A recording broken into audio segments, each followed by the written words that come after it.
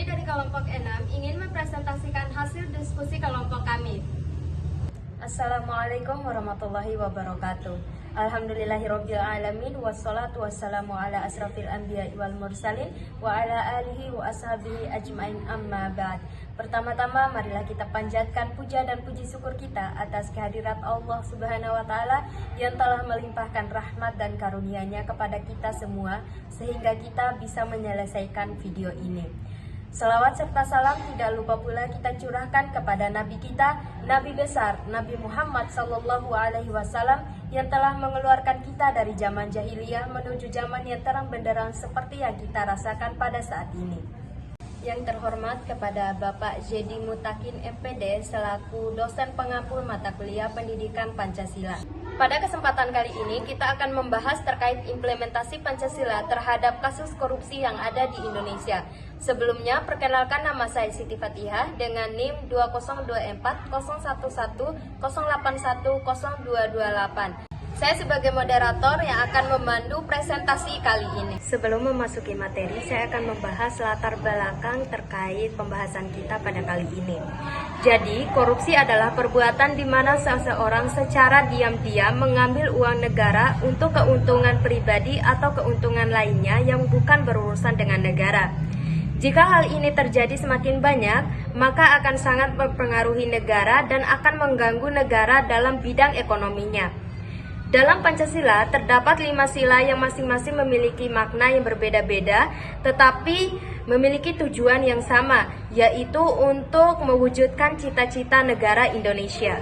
Untuk selengkapnya, saya persilakan kepada pemateri. Saya Sri Mariani dengan NIM 2024010810225. Saya sebagai pemateri pertama akan membacakan materi. A. Arti penting Pancasila. Pancasila lahir pada tanggal 1 Juni 1945 yang ditandai oleh pidato yang dilakukan oleh Presiden Soekarno. Pancasila merupakan pandangan hidup bangsa yang memiliki fungsi utama sebagai dasar negara Indonesia. Pancasila sebagai dasar negara merupakan pemberi arah bagi masa depan. Pancasila dirumuskan dalam sidang pertama BPUPKI yang dilaksanakan pada 29 Mei hingga 1 Juni 1945, lalu disahkan pada sidang PPKI tanggal 18 Agustus 1945. Pada sidang tersebut disetujui bahwa Pancasila dicantumkan dalam Undang-Undang Dasar 1945 sebagai dasar negara Indonesia yang sah. Pancasila digunakan dalam mengatur pemerintahan negara dan menyelenggarakan negara. Arti penting Pancasila sebagai dasar negara berarti Pancasila dijadikan pedoman dalam bertingkah laku dalam kehidupan bermasyarakat, berbangsa dan bernegara. Sebagai dasar negara, Pancasila menjadi dasar atas seluruh pasal-pasal yang terdapat pada Undang-Undang Dasar 1945.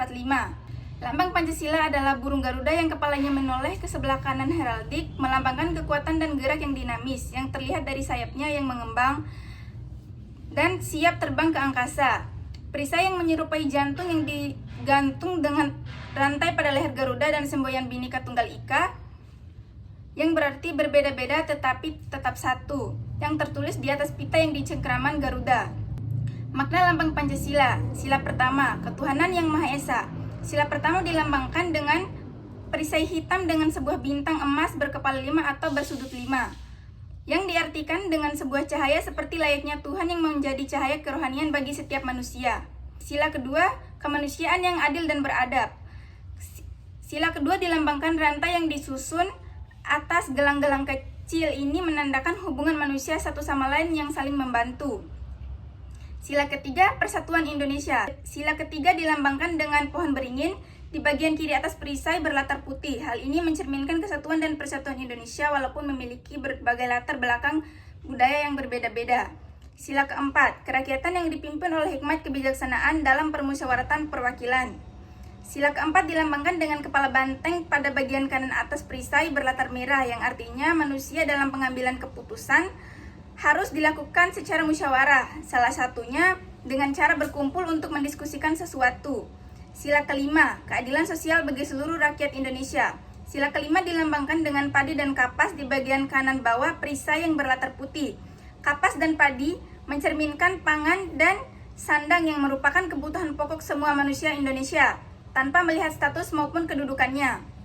Saya Yuliani dengan NIM 20240110810248. Saya akan melanjutkan pemateri pertama. Fungsi dan manfaat Pancasila sebagai dasar negara. 1. Dasar berdiri dan tegaknya NKRI. 2. Dasarnya partisipasi warga NKRI. 3. Dasar dan sumber hukum nasional.